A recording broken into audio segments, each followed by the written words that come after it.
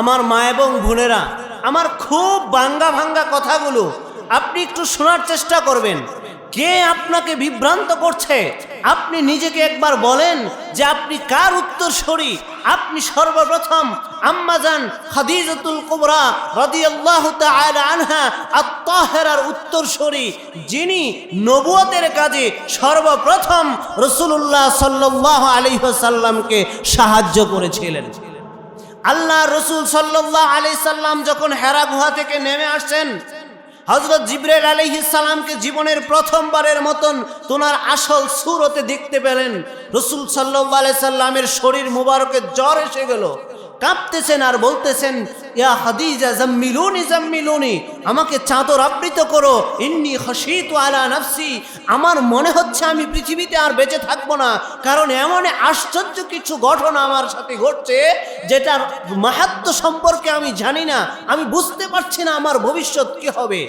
রসুল সাল্লাল্লাহু আলাইহি সাল্লাম যখন মানসিকভাবে ব্যাপকভাবে বিপর্যস্ত, ঠিক সেই সময়ে সর্বপ্রথম সান্ত্বনার বাণী হযরতে খাদিজাতুল কুবরা রাদিয়াল্লাহু তাআলা আনহা শুনায়া বলেছিলেন, আল্লাহি লা ইউখজিকাল্লাহু আবাদান, আল্লাহর কসম করে বলি আবুল কাসেম, আল্লাহ তাআলা আপনাকে অপমানিত করবেন না। রাসূলুল্লাহ সাল্লাল্লাহু আলাইহি সাল্লামকে সর্বপ্রথম সান্ত্বনার বাণী শুনিয়েছিলেন হযরতে খাদিজাতুল কুবরা রাদিয়াল্লাহু তাআলা আনহা। রসুলের দাওয়াত সর্বপ্রথম গ্রহণ করেছিলেন খাদিজাতুল কুবরা রাদিয়াল্লাহু তাআলা আনহা। রসুল যখন হেরা গুহায় আল্লাহ তাআলার কাছে এই বিশ্ব মানব জাতির কল্যাণের পথ কি হবে সেটার জন্য সাধনায় মগ্ন ছিলেন, তখন রসুলের জন্য খাবার পৌঁছে দিতে নিয়মিত খাদিজাতুল কুবরা রাদিয়াল্লাহু তাআলা আনহা। আর সর্বপ্রথম ইসলামের জন্য যার সম্পদ ব্যয় হয়েছে তিনি আম্মাজান খাদিজাতুল কুবরা রাদিয়াল্লাহু তাআলা আনহা। আপনি নিজেকে বলেন আপনি কার উত্তরসূরি? কে আপনাকে বিভ্রান্ত করছে ইসলাম থেকে? আপনি কার উত্তরসূরি? হযরতে আয়েশা সিদ্দিকা রাদিয়াল্লাহু তাআলা আনহার উত্তরসূরি। ইসলামের শুরু থেকে রাসূলুল্লাহ সাল্লাল্লাহু আলাইহি সাল্লামের পর থেকে কিয়ামত পর্যন্ত যত মানুষ পৃথিবীতে আসবে, মুসলিম আলেম ওলামা, যত বড় বিজ্ঞ ব্যক্তি হোক না কেন, যত বড় মুস্তাহিদ হোক না কেন, যত বড় মুহাক্কিক হোক না কেন, সমস্ত আলেম ওলামাদের 2210টা হাদিসের উস্তাদ হযরতে আয়েশা সিদ্দিকা রাদিয়াল্লাহু তাআলা আনহা। আপনি কার উত্তরসূরি? কে আপনাকে বিভ্রান্ত করেছে? আপনি নিজেকে একবার প্রশ্ন করেন। শুধু মুসলিম মা এবং বোনেরা ইসলামের দাওয়াতের কাজে আর ইসলামের ইলমি তরক্কিতে ভূমিকা পালন করে নাই, মুসলিম মা এবং বোনেরা জিহাদের ময়দানে সশরীরে উপস্থিত হয়ে কাফের মুশরিকদের বিরুদ্ধে বীরত্বের সাথে জিহাদ করেছে। তার মধ্যে হযরতে আসমা রাদিয়াল্লাহু তাআলা আনহা ইয়ারমুকের যুদ্ধের ময়দানে হযরতে আসমা রাদিয়াল্লাহু তাআলা আনহা, আম্মা জান আপনি ভালো করে কান খুলে শুনেন, আপনি কার উত্তরসূরি? ইয়ারমুকের উত্তপ্ত ময়দানে হযরতে আসমা রাদিয়াল্লাহু তাআলা আনহা একটা তাঁবুর খুঁটি দিয়ে একা একজন মহিলা 9 জন রোমান সৈন্যকে দুনিয়া থেকে বিদায় করেছে। আপনি চিন্তা করতে পারেন, 9 জন সশস্ত্র ট্রেনিং প্রাপ্ত যোদ্ধাকে তাঁবুর খুঁটি দিয়ে পিটিয়ে দুনিয়া থেকে বিদায় করেছে একজন মা। আপনি কার উত্তরসূরি? আপনি খাওলা বিনতে আজওয়ারের উত্তরসূরি। আপনি নিজে কান খুলে শোনেন। এই বাচ্চাগুলো একটু পরে পরে উঠবে যাবে, মুরব্বীরা আগায় বসে, কষ্ট করে একটু আগায় বসতে বলো। হযরতে খাওলা বিনতে আজওয়ার রাদিয়াল্লাহু তাআলা আনহার আপনি উত্তরসূরি। হযরতে খাওলা রাদিয়াল্লাহু তাআলা আনহা যখন দেখলেন জিহাদের ময়দানে তিনার ভাইকে যখন কাফের রোমান সৈন্যরা আটক করে ফেললো, যখন দেখলেন তিনার ভাইকে রোমান সৈন্যরা আটক করে ফেললো, হযরতে খালিদ বিন ওয়ালিদ রাদিয়াল্লাহু তাআলা আনহু তিনাকে রক্ষা করার জন্য, মুক্ত করার জন্য বাহিনী নিয়ে আসতেছেন। তিনি দেখলেন, খাওলা দেখলেন হযরতে খালিদ রাদিয়াল্লাহু তাআলা আনহু আসতে আসতে রোমানরা তিনার ভাইকে বন্দী করে নিয়ে চলে যাবে। একজন মহিলা হযরতে খাওলা বিনতে আজওয়ার রাদিয়াল্লাহু তাআলা আনহা একজন রোমান বাহিনীর বিরুদ্ধে দাঁড়ায় গেলেন। হযরতে খালিদ রাদিয়াল্লাহু তাআলা আনহু আসার আগ পর্যন্ত মুসলিম সেনাবাহিনী মনে করেছিল যে আপাদ মস্তক ঢাকা একজন মানুষ যুদ্ধ করতেছে একা পুরা একটা সেনাবাহিনীর বিরুদ্ধে, তিনি হয়তো খালিদ রাদিয়াল্লাহু তাআলা আনহু, অথচ তিনি খালিদ বিন ওয়ালিদ ছিলেন না, তিনি ছিলেন খাওলা বিনতে আজওয়ার রাদিয়াল্লাহু তাআলা আনহা। আপনি কি মনে করেন আপনি কার উত্তরসূরি? কে আপনাকে বিভ্রান্ত করেছে? পৃথিবীতে আপনার প্রাতিষ্ঠানিক যত লেখাপড়া আছে, আপনি কওমি মাদ্রাসা বলেন, নুরানি মাদ্রাসা বলেন, হেফজ মাদ্রাসা বলেন, আলিয়া বলেন, প্রাইমারি স্কুল বলেন, কিন্ডারগার্টেন বলেন, স্কুল বলেন, কলেজ বলেন, বিশ্ববিদ্যালয় বলেন, এর মধ্যে সবচেয়ে উন্নত গবেষণামূলক পড়ালেখা হলো বিশ্ববিদ্যালয়। এই পৃথিবীতে সর্বপ্রথম বিশ্ববিদ্যালয়ে গবেষণাধর্মী শিক্ষা ব্যবস্থা যিনি প্রবর্তন করেছেন তিনি একজন মা, ফাতেমা আল ফিহরি আল কুরাইশি। মরক্কোর ফেজ নগরীতে জামিয়াতুল করইন নামক এই বিশ্ববিদ্যালয় প্রতিষ্ঠা করে ফাতেমা আল ফিহরি আল কুরাইশি সর্বপ্রথম বিশ্ববাসীকে দেখাইছেন যে এইভাবে কোনো বিষয়ভিত্তিক গবেষণামূলক শিক্ষা ব্যবস্থা কায়েম করা যায়, যেটা পৃথিবীতে কোনো পুরুষ আগে দেখাইতে পারে নাই। আজকে আমার মা এবং বোনেরা কোন জায়গা থেকে আপনি কোন জায়গায় নামতে চাচ্ছেন?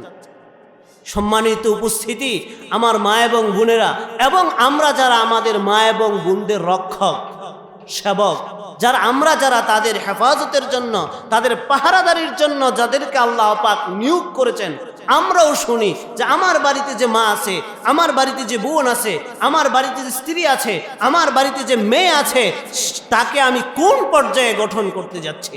আমরা এমন কিছু কথা আল্লাহ পাকের তৌফিকের উপর ভিত্তি করে বলার চেষ্টা করব যেটা আমাদের হৃদয়কে নাড়াবে, আমাদেরকে জাগ্রত হওয়ার চেষ্টা করবে, আমাদের দায়িত্ব সম্পর্কে আমাদেরকে সচেতন করে তুলবে। ওমা তৌফিক ইল্লা বিল্লাহ। সম্মানিত উপস্থিতি, এই নারী সমাজ সম্পর্কে রাসূলুল্লাহ সাল্লাল্লাহু আলাইহি ওয়াসাল্লাম যে উক্তি করেছেন, পৃথিবীতে তাদের ব্যাপারে, তাদের সম্মানে, মর্যাদায়, তাদের অধিকারের ব্যাপারে এর থেকে ভালো কথা আর কেউ বলতে পারেনি। রাসূল সাল্লাল্লাহু আলাইহি ওয়াসাল্লাম বলছেন, আরবাউ মিনাস সাআদাত, চারটা বিষয় হলো সৌভাগ্যের, অর্থাৎ চারটা বিষয় যার মধ্যে থাকবে সে সৌভাগ্যবান। এক নাম্বার সৌভাগ্যের বিষয় হলো আল মারআতুস সালিহা, নেককার নারী, নেককার স্ত্রী, এটা সৌভাগ্যের। তারপরে ওয়াল মাসকানুল ওয়াসি', সুপ্রশস্ত থাকার মতন বাসস্থান, সৌভাগ্যের। ওয়াল জারুস সালিহ, আর আপনার প্রতিবেশী, উত্তম প্রতিবেশী, এটা সৌভাগ্যের। ওয়াল মারকাবুল হানি, আর আপনার একটি উত্তম বাহন, এটা সৌভাগ্যের। এক নাম্বার সৌভাগ্যের বিষয় হলো আপনার ঘরে একজন নেককার, সলেহা, তাকওয়াওয়ালা একজন মহিলা, আপনার রমণী, আপনার স্ত্রী, এটা হলো আপনার এক নম্বরের সৌভাগ্যের বিষয়। সম্মানিত উপস্থিতি, পৃথিবীতে নারী আন্দোলনের নামে, নারীর অধিকারের নামে, নারীদের ক্ষমতায়নের নামে, নারীদের অধিকারের ব্যানারে যত কথা হয়, যত মুখরোচক কথা হয়, এর মধ্যে তাদের অধিকারের কথার রুচকতাকে ছাপিয়ে সবচেয়ে উন্নত কথাটা বলেছেন ইমাম ইবনুল কাইয়িম আল জাওজি রাহমাতুল্লাহ আলাইহি। তিনি বলছেন, পৃথিবীতে যত কাজ, সভ্যতা, সংস্কৃতিতে যত উন্নতি, অগ্রগতি, সব কিছুর অর্ধেক উন্নতি আর অগ্রগতি সাধন করেছেন মহিলারা। কারা? মহিলারা, তিনি বলতেছেন তিনার ভাষা, আর অর্ধেক উন্নতি যারা সাধন করেছে তাদেরকে প্রসব করেছে মহিলারা। কথাটা বুঝার বিষয়।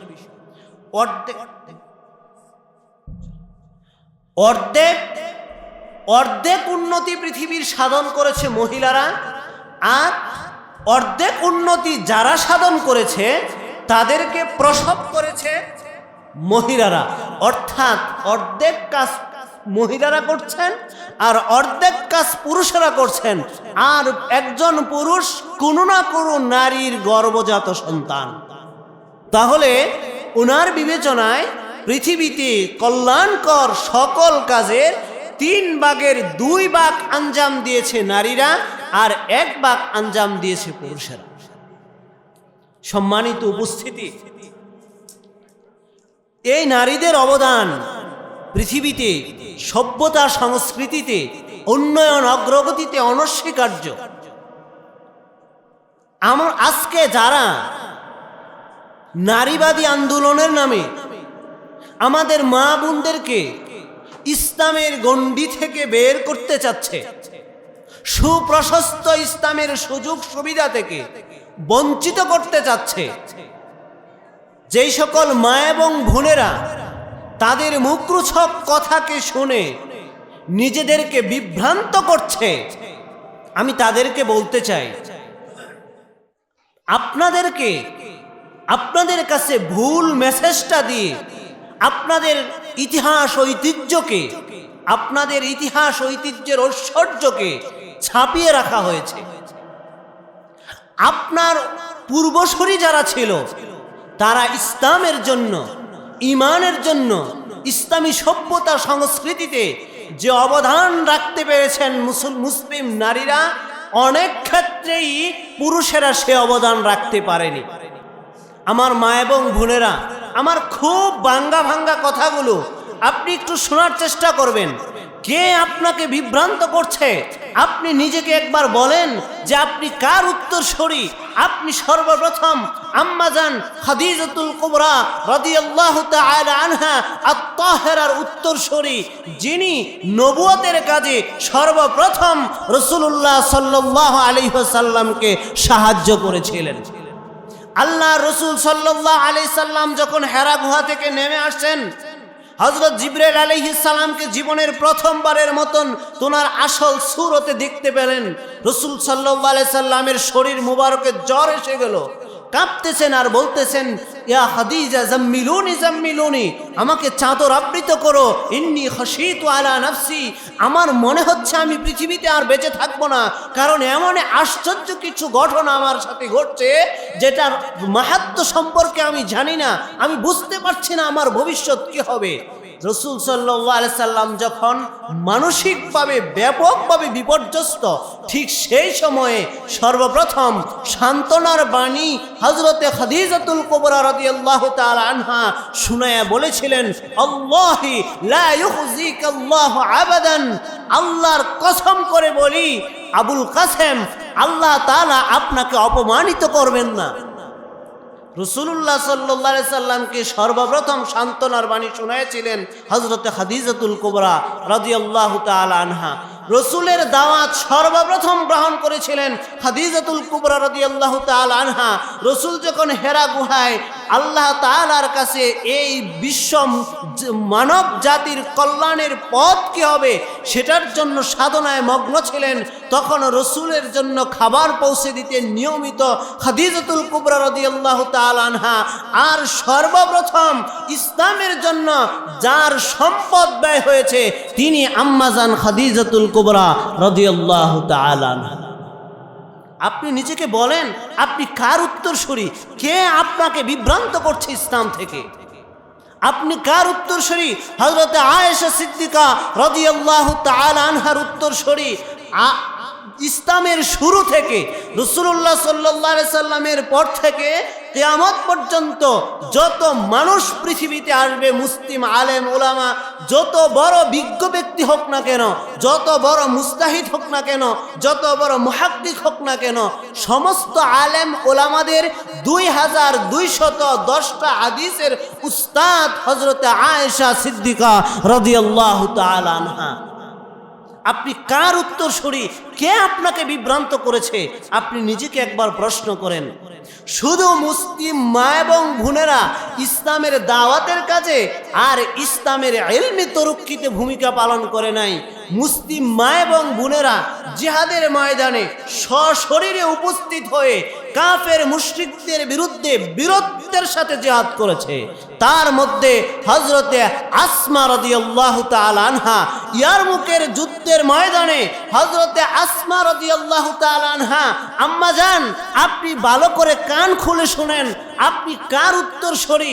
ইয়ারমুকের উত্তপ্ত ময়দানে হযরতে আসমা রাদিয়াল্লাহু তাআলা আনহা একটা তাঁবুর খুঁটি দিয়ে একা একজন মহিলা 9 জন রোমান সৈন্যকে দুনিয়া থেকে বিদায় করেছে।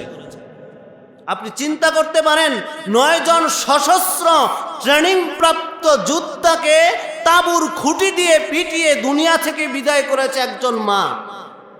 আপনি কার উত্তরসূরি? আপনি খাওলা বিনতে আজওয়ারের উত্তরসূরি। আপনি নিজে কান খুলে শোনেন। এই বাচ্চাগুলো একটু পরে পরে উঠবে যাবে, মুরব্বীরা আগায় বসে, কষ্ট করে একটু আগায় বসতে ভালো। হযরতে খাওলা বিনতে আজওয়ার রাদিয়াল্লাহু তাআলা আনহার আপনি উত্তরসূরি। হযরতে খাওলা রাদিয়াল্লাহু তাআলা আনহা যখন দেখলেন জিহাদের ময়দানে তিনার ভাইকে যখন কাফের রোমান সৈন্যরা আটক করে ফেললো, যখন দেখলেন তিনার ভাইকে রোমান সৈন্যরা আটক করে ফেললো, হযরতে খালিদ বিন ওয়ালিদ রাদিয়াল্লাহু তাআলা আনহু তিনাকে রক্ষা করার জন্য, মুক্ত করার জন্য বাহিনী নিয়ে আসতেছেন। তিনি দেখলেন, খাওলা দেখলেন হযরতে খালিদ রাদিয়াল্লাহু তাআলা আনহু আসতে আসতে রোমানরা তিনার ভাইকে বন্দী করে নিয়ে চলে যাবে। একজন মহিলা হযরতে খাওলা বিনতে আজওয়ার রাদিয়াল্লাহু তাআলা আনহা একজন রোমান বাহিনীর বিরুদ্ধে দাঁড়ায় গেলেন। হযরতে খালিদ রাদিয়াল্লাহু তাআলা আনহু আসার আগ পর্যন্ত মুসলিম সেনাবাহিনী মনে করেছিল যে আপাদ মস্তক ঢাকা একজন মানুষ যুদ্ধ করতেছে একা পুরা একটা সেনাবাহিনীর বিরুদ্ধে, তিনি হয়তো খালিদ রাদিয়াল্লাহু তাআলা আনহু, অথচ তিনি খালিদ বিন ওয়ালিদ ছিলেন না, তিনি ছিলেন খাওলা বিনতে আজওয়ার রাদিয়াল্লাহু তাআলা আনহা। আপনি কি মনে করেন? আপনি কার উত্তরসূরি? কে আপনাকে বিভ্রান্ত করেছে? পৃথিবীতে আপনার প্রাতিষ্ঠানিক যত লেখাপড়া আছে, আপনি কওমি মাদ্রাসা বলেন, নুরানি মাদ্রাসা বলেন, হেফজ মাদ্রাসা বলেন, আলিয়া বলেন, প্রাইমারি স্কুল বলেন, কিন্ডারগার্টেন বলেন, স্কুল বলেন, কলেজ বলেন, বিশ্ববিদ্যালয় বলেন, এর মধ্যে সবচেয়ে উন্নত গবেষণামূলক পড়ালেখা হলো বিশ্ববিদ্যালয়। এই পৃথিবীতে সর্বপ্রথম বিশ্ববিদ্যালয়ে গবেষণাধর্মী শিক্ষা ব্যবস্থা যিনি প্রবর্তন করেছেন তিনি একজন মা, ফাতেমা আল ফিহরি আল কুরাইশি। মরক্কোর ফেজ নগরীতে জামিয়াতুল করইন নামক এই বিশ্ববিদ্যালয় প্রতিষ্ঠা করে ফাতেমা আল ফিহরি আল কুরাইশি সর্বপ্রথম বিশ্ববাসীকে দেখাইছেন যে এইভাবে কোনো বিষয়ভিত্তিক গবেষণামূলক শিক্ষা ব্যবস্থা কায়েম করা যায়, যেটা পৃথিবীতে কোনো পুরুষ আগে দেখাইতে পারে নাই। আজকে আমার মা এবং বোনেরা কোন জায়গা থেকে আপনি কোন জায়গায় নামতে চাচ্ছেন? সম্মানিত উপস্থিতি, আমার মা এবং বোনেরা, এবং আমরা যারা আমাদের মা এবং বোনদের রক্ষক সেবক, যারা তাদের হেফাজতের জন্য, তাদের পাহারাদারির জন্য যাদেরকে আল্লাহ পাক নিয়োগ করেছেন, আমরাও শুনি যে আমার বাড়িতে যে মা আছে, আমার বাড়িতে যে বোন আছে, আমার বাড়িতে যে স্ত্রী আছে, আমার বাড়িতে যে মেয়ে আছে, তাকে আমি কোন পর্যায়ে গঠন করতে যাচ্ছি। সম্মানিত উপস্থিতি, আমরা বললাম সর্বপ্রথম একজন নারী হলো মানুষ, একজন সৎ স্ত্রী হলো আমার জন্য সর্বপ্রথম সৌভাগ্যের বিষয়। দ্বিতীয় কথা হলো যে একজন নারী হয়ে ইসলাম প্রতিষ্ঠার জন্য, এমন কোনো ক্ষেত্র নাই, এমন কোনো পয়েন্ট নাই যেই পয়েন্টে আমার মা এবং বোনেরা অবদান রাখেনি। 2 নম্বর বিষয়, ইসলাম নারীদেরকে কি অধিকারটা দিল। আপনাকে যে আজকে বলা হচ্ছে যে আপনি ঘর ছাড়েন, আপনি ইসলামের গণ্ডি ছাড়েন, আপনি পর্দা ছাড়েন, আপনি ইসলামের সমাজ ব্যবস্থা ছাড়েন, আপনি ইসলামের পারিবারিক ব্যবস্থা ছাড়েন, আপনি ইসলামের শাসন ব্যবস্থা ছাড়েন, আপনি আগে বুঝেন, আপনি আগে শুনেন ইসলাম আপনাকে কি দিল। আপনাকে যে বলা হচ্ছে ছাড়েন, আপনাকে কোন জিনিস ছাড়ার জন্য বলা হচ্ছে? সর্বপ্রথম ইসলাম নারীকে অধিকার দিয়েছে সমতার অধিকার। কিসের অধিকার? সমতার অধিকার। ফামান ইয়ামাল মিনাস সালিহাতি মিন যাকারিন আও উনসা ওয়া হুয়া মুমিনুন ফাউলাইকা ইয়াদখুলুনাল জান্নাতা ওয়া লা ইউযলামুনা নাকিরা। আল্লাহ পাক 2 শ্রেণীকে একসাথে উল্লেখ করছেন। কিভাবে? ফামান ইয়ামাল মিনাস সালিহাত, যে আমল করে ভালো আমল, মিন যাকারিন আও উনসা, সে পুরুষ হোক আর নারী হোক, যে আমল করে ভালো, যে আমল করে সৎ, যে আমল করে নেক, সে পুরুষ হোক আর নারী হোক, ফাউলাইকা ইয়াদখুলুনাল জান্নাতা ওয়া লা ইউযলামুনা নাকিরা। নারী হোক আর পুরুষ হোক, ভালো আমলের বিনিময়ে সে অবশ্যই জান্নাতে প্রবেশ করবে। ছোট্ট থেকে ছোট্ট, সামান্য থেকে সামান্য সে জুলুমের শিকার হবে না। আচ্ছা বলেন তো দেখি, আয়াত কয়টা কথা, কয় শ্রেণীর কথা উল্লেখ করছে? 2 শ্রেণীর কথা। একই সাথে একই আয়াতে আল্লাহ পাক বলছেন ভালো আমল যদি নারী করে সেও জান্নাতে যাবে, ভালো আমল যদি পুরুষ করে সেও জান্নাতে যাবে। অর্থাৎ কাজের সওয়াবের ক্ষেত্রে, আজরের ক্ষেত্রে আল্লাহ পাক নারী এবং পুরুষদেরকে সমান কাতারে রেখেছেন। 2 নম্বর, নারীদেরকে আল্লাহ পাক অধিকার দিয়েছেন কন্যা হিসেবে। একজন নারী হয়তো মা হবে, নয়তো স্ত্রী হবে, নয়তো কন্যা হবে, একটা কিছু তো হবে। সর্বপ্রথম সে পৃথিবীতে জন্ম আসে কন্যা হয়ে, মেয়ে হয়ে আসে, কারো মেয়ে হয়ে পৃথিবীতে আসে। যেই সে মেয়ে হয়ে পৃথিবীতে আসে, সাথে সাথে তার জন্য আল্লাহ তাআলা যে অধিকারটা রাখছেন, এটা হলো পুরুষ ছেলে সন্তান পৃথিবীতে আসলে সে মানুষের জন্য সুসংবাদ হইতেও পারে, না হইতেও পারে। কিন্তু আপনার ঘরে যদি একজন কন্যা সন্তান আসে, আসার সাথে সাথে এটা আপনার জন্য শুভ সংবাদ। আল্লাহ তাআলা বলছেন ওয়া ইযা বুশিরা আহাদুহুম বিল উনসা যাল্লা ওয়াজহুহু মুসওয়াদ্দান ওয়া হুয়া কাযীম। আয়াত আসছে অন্য উদ্দেশ্যে, কিন্তু এই অন্য উদ্দেশ্যে আসার পরেও ভিন্ন আরেকটা জিনিসের দিকে সে দালালাত করতেছে। দালালাতের বিষয়টা হইল কাফের মুশরিকদের বয়ান আল্লাহ পাক দিচ্ছেন, তাদের অবস্থা তুলে ধরছেন যে মক্কার কাফের মুশরিকদের অবস্থা ছিল এমন যে তাদেরকে যখন কোনো কন্যা সন্তানের শুভ সংবাদ দেওয়া হতো, ওয়া ইযা বুশিরা আহাদুহুম বিল উনসা, যখন কোনো কন্যা সন্তানের শুভ সংবাদ দেওয়া হতো, ওয়াল্লা ওয়াজহুহু মুসওয়াদ্দান, সাথে সাথে তার চেহারাটা পরিবর্তন হয়ে যেত, মলিন হয়ে যেত। আচ্ছা অবস্থা বুঝেন, অবস্থা বয়ান করতেছে কাফেরদেরকে মেয়ে জন্মগ্রহণ করার সংবাদ দিলে তার অবস্থা, মন মানসিকতা কেমন হয়, এইটা বলার জন্য আল্লাহ পাক যদি বলতেন ওয়া ইযা বুশিরা আহাদুহুম, এইটা না বলে যদি বলতো ওয়া ইযা আখবারা আহাদাহুম, যখন তাদের কাউকে আপনার কন্যা শিশু জন্মগ্রহণ করার সংবাদ দেওয়া হলো, এই কথাটা আল্লাহ বলেনি, বরং আল্লাহ বলছেন যখন তাদেরকে কোনো কন্যা সন্তান জন্মগ্রহণ করার শুভ সংবাদ দেওয়া হতো। তার মানে হলো পৃথিবীতে আপনার ঘরে কন্যা সন্তান আসার অর্থই হলো এটা আপনার জন্য কল্যাণের শুভ সংবাদ। তারপরে আল্লাহ তাআলা আরেকটা আয়াতে বলছেন ইয়াহাবু লিমান ইয়াশাউ ইনাসাও ওয়া ইয়াহাবু লিমান ইয়াশাউ যুকুর আও ইউযাউযুহুম যুকরানা ওয়া ইনাসা। আল্লাহ যাকে চান তারে কন্যা দান করেন, আল্লাহ যাকে চান তাকে ছেলে দান করেন, আল্লাহ যাকে চান তাকে কন্যাও দেন পুত্রও দেন, যাকে চান ইয়াজআলু মান ইয়াশাউ আকিমা, যাকে চান আল্লাহ পাক কন্যাও দেন না ছেলেও দেন না, চিরদিনের জন্য বন্দা বানায় দেন। আচ্ছা বলেন তো, আয়াতের যে অনুবাদটা শুনছেন, অনুবাদটা ছেলে দেই মেয়ে দেই দুইটাই দেই একটাও দেই না, দেই না, শুরু হয়েছে কি ছেলে দিয়া না মেয়ে দিয়া? শুরুটা হয়েছে ইয়াহাবু লিমান ইয়াশাউ ইনাসা, যাকে ইচ্ছা আমি তাকে মেয়ে দেই। দেওয়ার পুত্র সন্তান দেওয়া আর কন্যা সন্তান দেওয়ার সংবাদটা আল্লাহ শুরু করছেন কি দিয়া? মেয়ে দিয়া।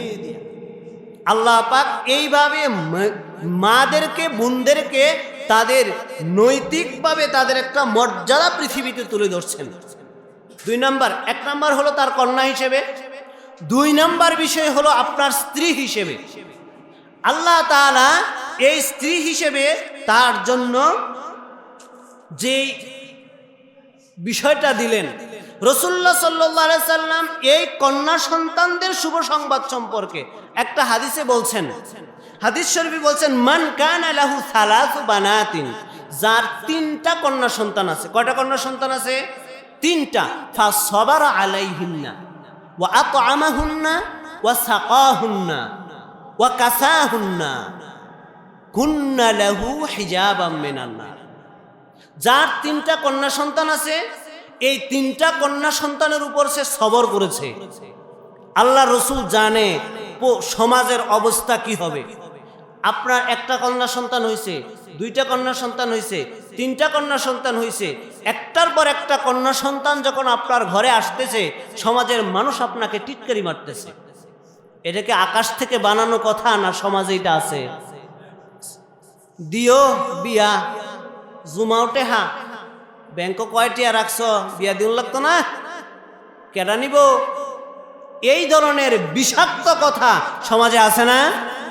আল্লাহর রসুল তো 1400 বছর আগে ফাসবারাহুন্না এই কথাটা মনে হয় এই জন্যই বলছেন, এই খারাপ চরিত্রের, দুষ্ট চরিত্রের, মুনাফিক চরিত্রের, মানুষকে কষ্ট দেয় নাওয়ালা চরিত্রের জন্যই মনে হয় বলছেন, মান কানাত লাহু সালাসু বানাতিন ফাসবারা আলাইহিন্না, যার তিনটা কন্যা সন্তান আছে, পরপর তিনটা কন্যা সন্তান হইল, এর উপর সে সবর করেছে।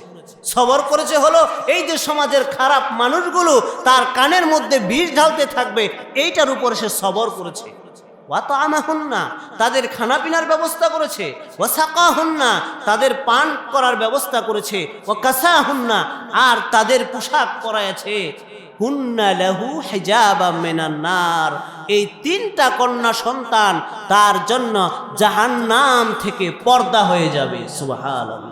অর্থাৎ তিনটা কন্যা সন্তান তার জন্য জাহান্নাম থেকে নাজাতের উসিলা হয়ে যাবে।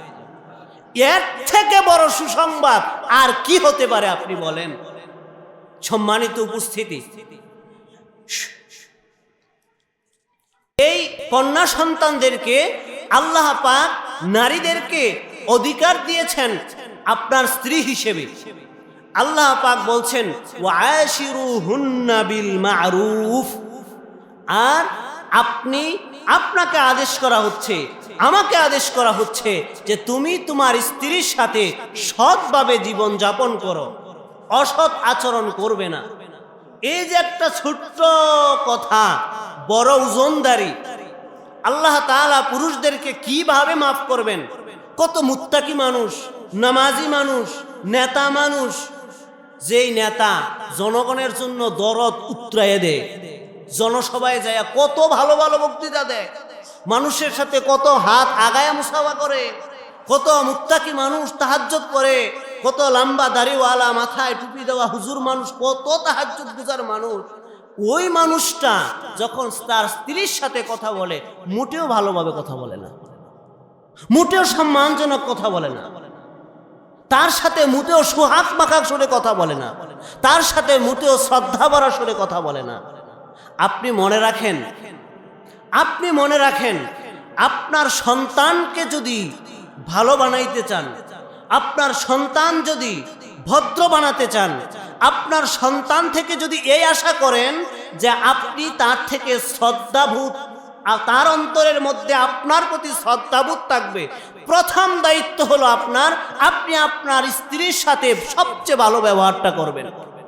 যদি সন্তানের সামনে এমনটা প্রকাশ পায় যে আপনি আপনার স্ত্রীকে তুই তুকারি করছেন, তুচ্ছ তাচ্ছিল্য করছেন, গালিগালাজ করছেন, আর পুরুষের স্বভাব তো এতটাই নিকৃষ্ট যে কথায় কথায় তার উপরে হাত তুলতেও সে দ্বিধা করে না, এই কাজ যদি সন্তান টের পায়, এই সন্তান কোনো দিন আপনার প্রতি শ্রদ্ধা রাখবে না।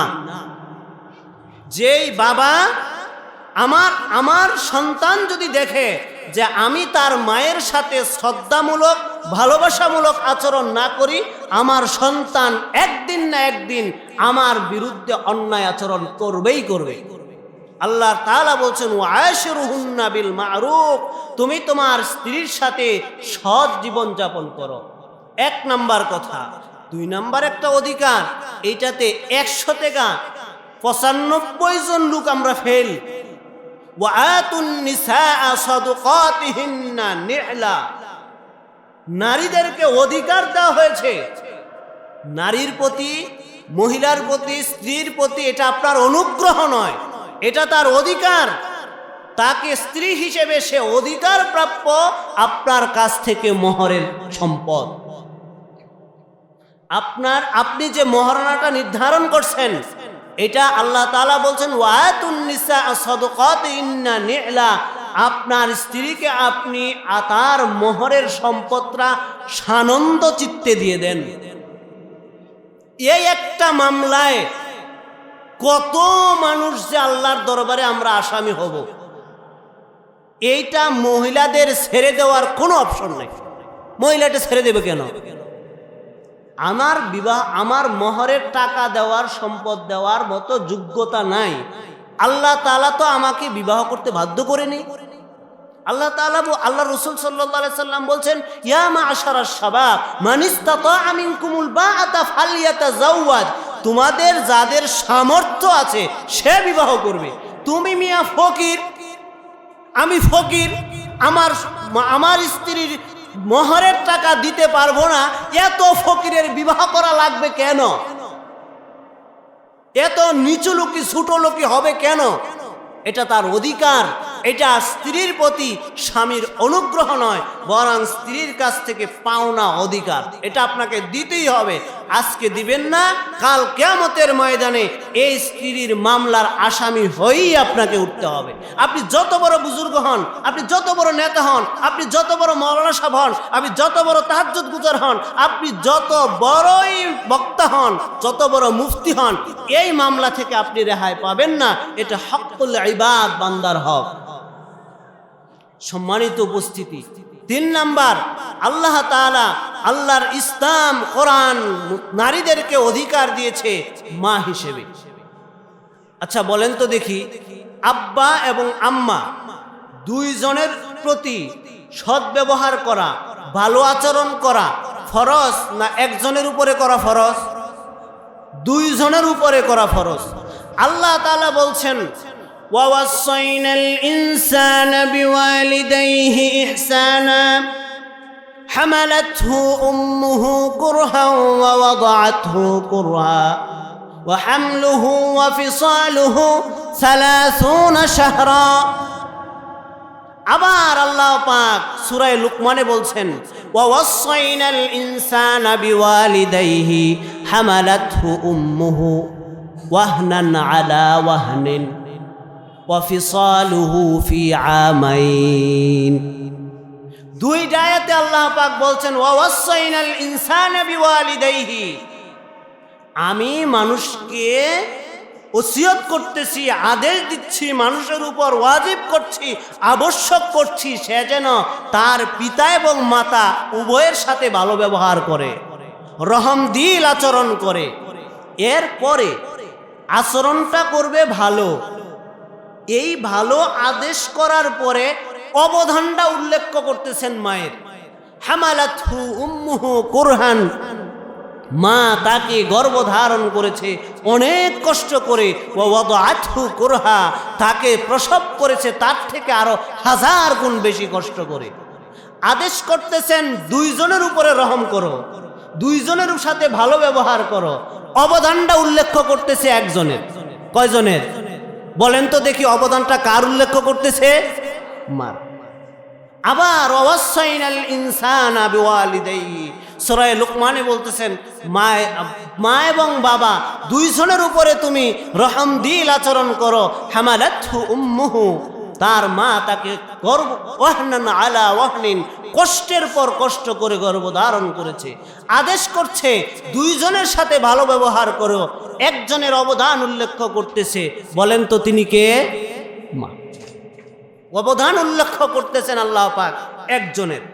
এখন চিন্তা করেন, আল্লাহ রসুল সাল্লাল্লাহু আলাইহি সাল্লামকে জিজ্ঞাসা করছে, এটা তো বিখ্যাত হাদিস সবাই জানেন, জিজ্ঞাসা করছে যে আমার সবচেয়ে বেশি ভালো স্বভাবটা আমি কার সাথে সবচেয়ে বেশি উত্তম আচরণ করব? প্রথমবার তোমার মা, দ্বিতীয়বার, তৃতীয়বার। তাহলে আপনি মায়ের ইজ্জত সম্মানকে কোন দিক দিয়ে বলবেন যে মাদেরকে ইসলাম খাটো করে দেখতেছে? কোনো দিক থেকে নয়। ইসলাম নারীকে অধিকার দিয়েছে সম্পদের।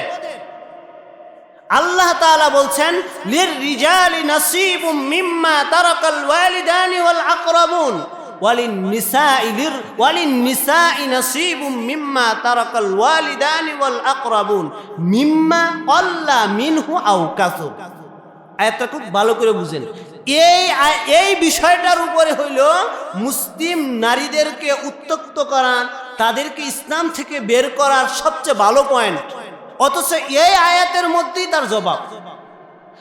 দেখেন আল্লাহ তাআলা বলছেন একই আয়াতে লিররিজালি নাসিবুম মিম্মা তারাকাল ওয়ালিদানি ওয়াল আকরাবুন, তোমার পিতামাতা যেটা ছেড়ে গেছে, পূর্বপুরুষেরা যে সম্পদ পৃথিবীতে রেখে গেছে, এর থেকে পুরুষের একটা অংশ আছে। ওয়ালিন্নিসাই নাসিবুম মিম্মা তারাকাল ওয়ালিদানি ওয়াল আকরাবুন, পূর্বপুরুষ নিকটাত্মীয়রা যে সম্পদ পৃথিবীতে রেখে গেছে, এর থেকে নারীরও একটা অংশ আছে। আচ্ছা ভাই, ইসলাম কি নারীদেরকে সম্পত্তির অধিকার দেয় নাই? এই তো দিল, কিন্তু কোন জায়গায় সমস্যা? কোন জায়গায় সমস্যা? সমস্যাটা হলো ছেলে পাবে 2 ভাগ, মেয়ে পাবে 1 ভাগ। সমস্যা হলো এই জায়গায়। সমস্যাটার সমাধান দেখেন, আমি আমার বাবার কাছ থেকে সম্পত্তি পেয়েছি, পাবো কয় ভাগ? 2 ভাগ। আর আমার স্ত্রী তার বাবার পক্ষ থেকে সম্পত্তি পাবে কয় ভাগ? 1 ভাগ। মোট কয় ভাগ? আমার সংসারে, আমার স্ত্রী যে আমার সংসারে আছে না, এখন আমার স্ত্রীর সংসারে সম্পত্তির ভাগ হলো কয়টা? 3 ভাগ। আমার স্ত্রীর 1 ভাগ আর আমার 2 ভাগ। এই সংসারে সম্পত্তির ভাগ পাইলো কয়টা? 3টা। তাহলে আমার স্ত্রী এই জায়গায় ঠকতেছে যে সে তার ভাইয়ের থেকে কয় অংশ? 1 অংশ কম পাইল। আচ্ছা, তার ভাই পাইলো কয় ভাগ? 2 ভাগ। তার ভাইয়ের স্ত্রী পাইলো কয় ভাগ? তার বাপের বাড়ি থেকে কয় ভাগ? 1 ভাগ। ওই সংসারে হয়েছে কয় ভাগ? তা আমার সংসারে কয় ভাগ? আমার স্ত্রী যেই সংসারে আছে এইখানেও 3 ভাগ, তার ভাই যেই সংসারে আছে সেইখানেও 3 ভাগ। অসমান হইল কোন দিক দিয়া? সংসারে সমান না, একটা জবাব। দ্বিতীয় জবাব হইল আমার মা অসুস্থ, এইখানে টাকা খরচ করার দায়িত্ব কার? আমার বোনের না আমার? আমার। আমার স্ত্রীর পিছনে অসুস্থ, টাকা খরচ করার দায়িত্ব কার? আমার স্ত্রীর না আমার? আমার সন্তান অসুস্থ, টাকা খরচ করার দায়িত্ব কার? আমার। আপনি এমন একটা খাত দেখান যেইখানে স্ত্রীকে আল্লাহ পাক টাকা খরচ করতে বাধ্য করেছেন। স্ত্রীকে মহারানার অধিকার দিলেন, যেইটা অংশ পাবে সে নিজের রাখবে। তার বাবার সম্পদ থেকে 1 ভাগের অধিকার দিলেন, যেইটা সে পাবে সে নিজের কাছে রাখবে। 1 কানা করেও আপনার সংসারে খরচ করবে না, 1 কানা করেও আপনার সংসারে খরচ করবে না। আল্লাহ পাক সম্পদের পরিমাণ দিলেন কম, খরচের রাস্তা বন্ধ করে দিলেন। আর আমাকে সম্পদের পরিমাণ দিলেন বেশি, কিন্তু খরচ করার হাজার রাস্তা আল্লাহ পাক খুলে দিলেন। তাহলে আপনাকে ইসলাম কোন দিক দিয়ে ঠকায়ছে বলেন? সম্মানিত উপস্থিতি, আমার মা এবং বোনেরা, আপনাদেরকে উদ্দেশ্য করে বলি, ইসলাম আপনাকে সম্মান দিয়েছে, ইসলাম আপনাকে গৌরবোজ্জ্বল ইতিহাস গড়ার সুযোগ দিয়েছে, ইসলাম আপনাকে অধিকার দিয়েছে, সেই সাথে এত কিছু যে দেয় সে আপনাকে কিছু দায়িত্বও দেয়।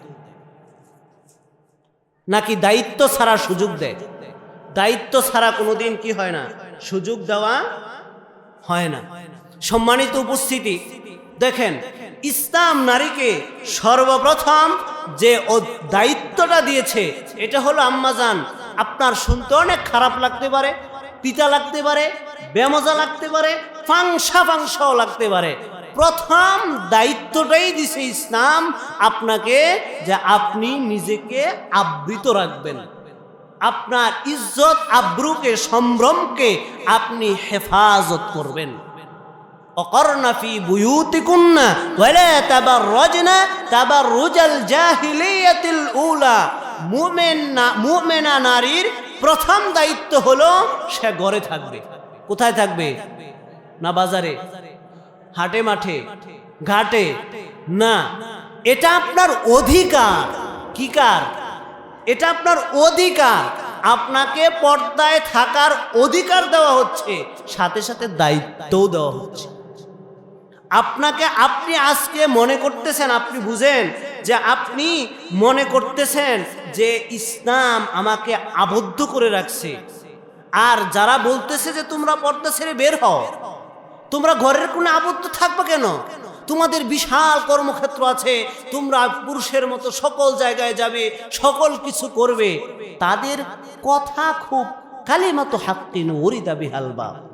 আপনাদেরকে খুব সত্য কথা বলতেছে আপনাদের দৃষ্টিতে আর তাদের দৃষ্টিতে, কিন্তু এর পিছনের উদ্দেশ্য কিন্তু খুব খারাপ। আপনি দেখেন, নিজেকে একটু প্রমাণ করেন, একটু মিজান দেন কোন জায়গায় আপনি আছেন। একটা ব্লেড বিক্রি করবে, একটা চায়ের কাপ বিক্রি করবে, এইটার মধ্যে অ্যাডভার্টাইজের যে সিনারিটা, পুরুষের না মহিলার? মহিলার। একটা চকলেট বিক্রি করবে, একটা ফুচকা বিক্রি করবে, আপনার একটা পানীয় বিক্রি করবে, একটা গ্যাসের চুলা বিক্রি করবে, এটার মধ্যে সিনারিটা পুরুষের না মহিলার? আচ্ছা, পুরুষ দিলে সমস্যা কি? পুরুষটা দিলে সমস্যা কি? হ্যাঁ, সমস্যা তো আছে। নারীর চেহারার প্রতি, সৌন্দর্যের প্রতি মানুষ যত আকৃষ্ট হয়, আদৌ কোনো দিন পুরুষের চেহারার দিকে মানুষ ততটা আকৃষ্ট হয় না। আরে আম্মাজান, আপনাকে তো এই জায়গাতেই সর্বনাশ করছে। আপনাকে যে বলতেছে আপনি বের হন, এর দ্বারা উদ্দেশ্য ভালো নয়। আপনার সৌন্দর্য বিক্রি করে এই লম্পটেরা পয়সা কামাই করতে চায়, আপনাকে ইজ্জত দিতে চায় না। আপনাকে ইজ্জত দিতে চায় না। আপনার সৌন্দর্য বিক্রি করে এই কোম্পানিগুলো হাজার হাজার লক্ষ কোটি টাকা কামাই করে নিচ্ছে, আপনার সৌন্দর্য মানুষের কাছে দেখায়। এর মাধ্যমে এই যে আপনি বাইর হইলেন, এই যে আপনি বাজারে গিয়া বুরকা খুলে এমনে সেমনে চলে আসলেন, ওই কথাগুলো আমার মুখে বলতে, যেই ভাষায় বললে বুঝে, এটা বলতে আমার খুব বিবেকে বাধা দেয় যে আমার মায়ের জাতির উপরে আমি এরকম নিকৃষ্ট ভাষায় কথা কিভাবে বলি। আপনারা বুঝে নেন, এর মাধ্যমে আপনি কোন জায়গায় যাচ্ছেন